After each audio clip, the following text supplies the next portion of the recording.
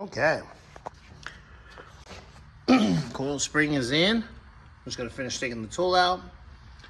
Upper and lower ball joints are put in, and I'll jack it up just a little bit, get the shock in. And basically this side will be done for that part. Because we got the upper control arm bolted in. Sorry, kind of bad lighting. I'll show you on this side. Both of them the same.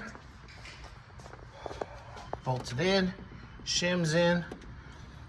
You got the spindle on the upper control arm on. So now I'll start getting ready to do this coil spring for this side. Get this all put together. So in a little bit here, we'll be finishing up getting that tool out and putting it on the other side. Yay. All right, guys, I just want to give you an update on this. So we got a new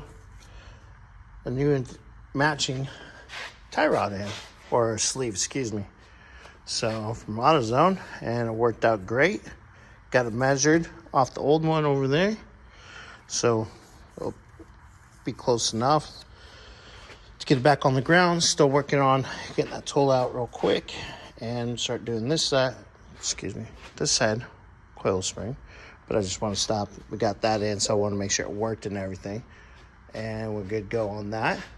So as soon as I can get this coil spring on and get the spindle hooked up to the lower control arm, I can actually put this in. So we're getting there. Okay, guys. Running in a minute away from the coil springs.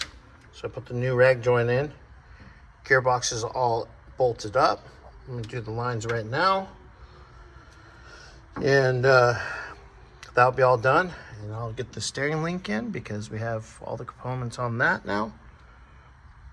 And that's gonna probably be the end of my day. Only bad part of being here half a day. But we're getting there. Get a few things more done here, get it videoed, and call it.